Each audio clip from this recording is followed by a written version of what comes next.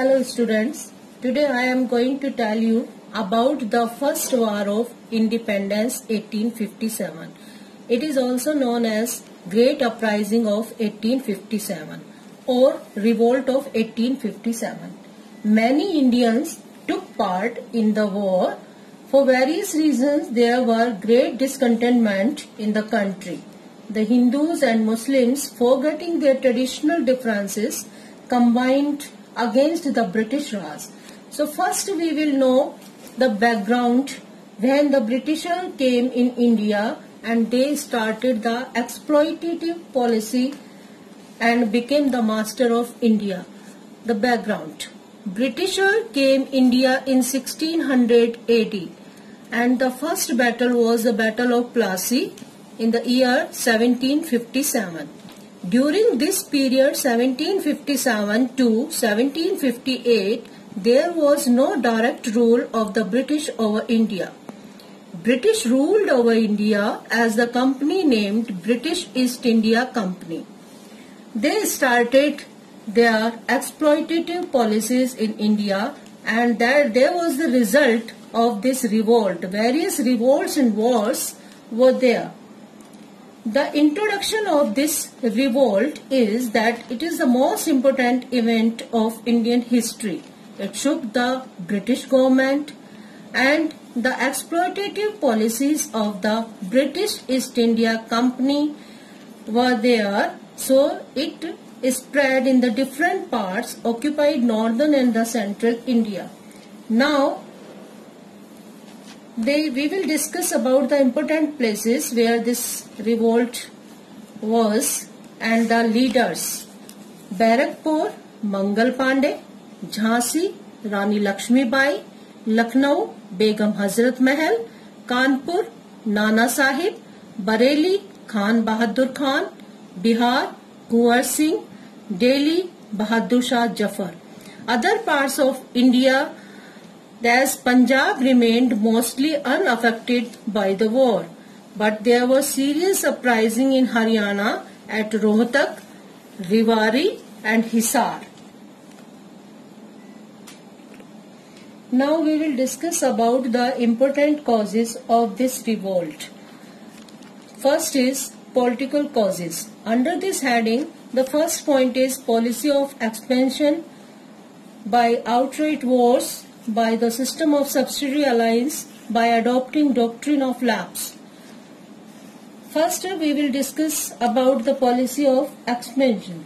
The British tried to expand their political power in India by the outright wars. The British waged many wars to expand their territorial power in India. The Battle of Buxar 1757 established the British as masters of Bengal, Bihar and Odisha. The East India Company annexed most of the territories of Mysore state as they got success in Anglo-Mysore wars. And after the Third Anglo-Maratha War, all the Maratha territory north and south of Narmada River were acquired by the British.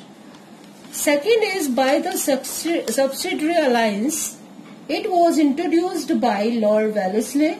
By this policy, some Indian states were brought under the British control without actually annexing them. There are some points what was under this policy. Under this system, the Indian rulers who agreed to subsidiary alliance accepted the British as the supreme power. They surrendered their foreign relations to the East India Company and agreed that they would not enter into any alliance with any other power and would not wage wars. They agreed to maintain British troops at their own cost. The British had become the supreme power and the Indian princes were reduced to the puppets only. The next is by adopting the doctrine of lapse. It was introduced by Lord Dalhousie, the Governor General of India. He annexed many Indian states under this policy. Now first we will understand what is doctrine of lapse. Doctrine of lapse means that when a ruler of a dependent state died without a natural heir, the state passed back to the English company. The prominent states to fall victim were Satara, Jhansi and Nagpur. When the ruler of Jhansi died in 1853, he was not having any child. The widowed Rani was pensioned and their adopted son Anand Rao was not recognized as a lawful successor to the throne. The doctrine of lapse caused discontentment not only among the rulers but also among the people. The next point under the heading of political causes is disrespect to the Mughal emperor. Bahadur Shah Jafar was the last Mughal ruler and he was under the protection of company and received a pension from the British. But Lord Dalhousie announced that the successors of Bahadur Shah would not be permitted to use the Red Fort as their palace. In 1856, Lord Canning announced that after the death of Bahadur Shah, his successors would not be allowed to use imperial titles with their names. So this hurt the feelings of the Muslims. The next point is treatment given to Nana Sahib and Rani Lakshmi Bai. Nana Sahib's pension was stopped because he was the adopted son of Bajirao II, the last Peshwa. This resulted in the Maratha region.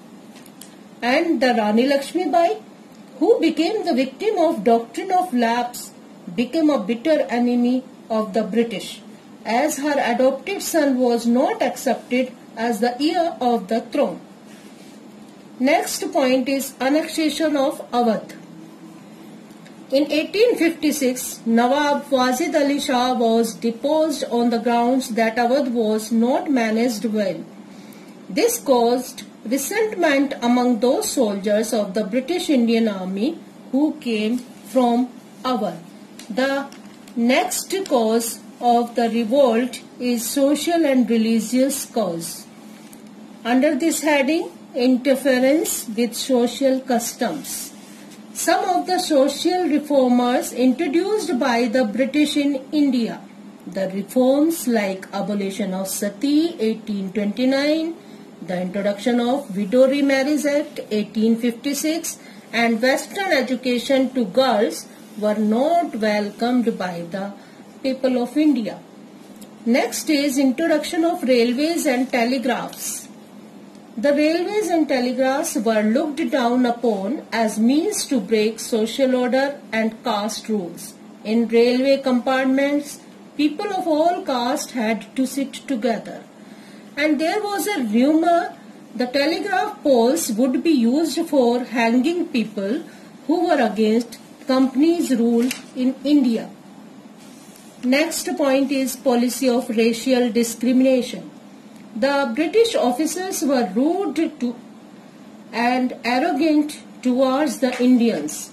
They believed that they were superior to Indians. If an Indian was on horseback, he had to dismount and stand in a respectful manner. Next point is introduction of Western education. Christian missionaries had established a number of schools in British India. The Bengal government established an English class in Kolkata Madrasa. It was the Muslim institution. English classes were introduced in Banaras Sanskrit College also. So learning to Western education was not well received by the people, especially the Pandit and Maulvis. They saw in it an attempt to discourage Islamic and Hindu studies. The next point is activities of missionaries. The British were different from Indians in race, religion and sentiments. The British began to interfere with the local religions and social customs. Next point is taxing religious places. They taxed the lands belonging to the temples and mosques.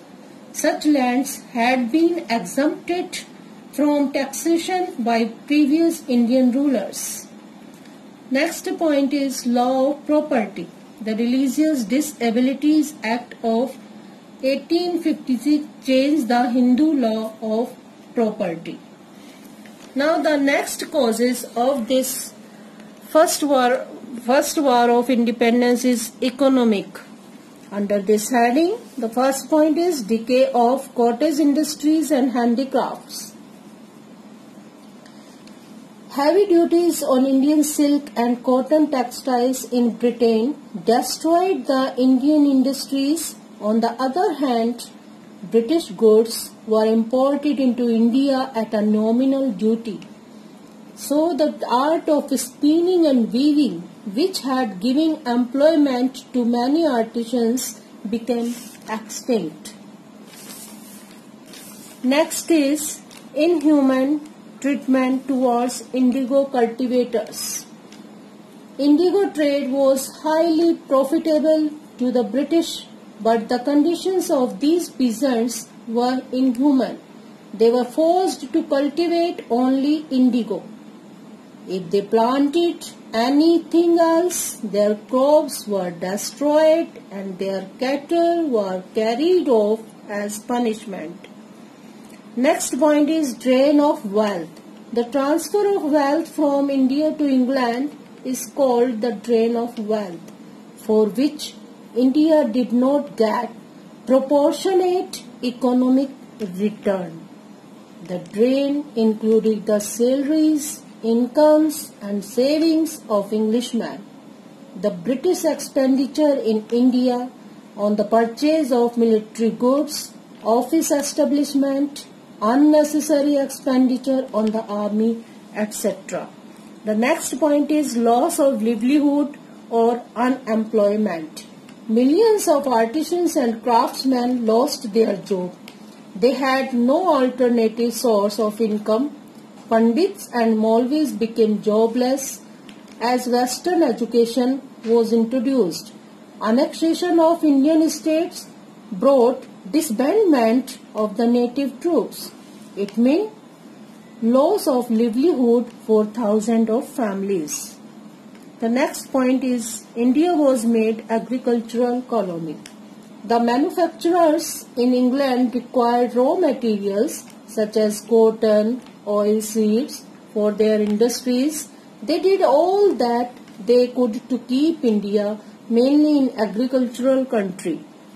Next point is exploitation of the economic resources. The Indian handmade goods were unable to compete with the cheaper machine-made British products.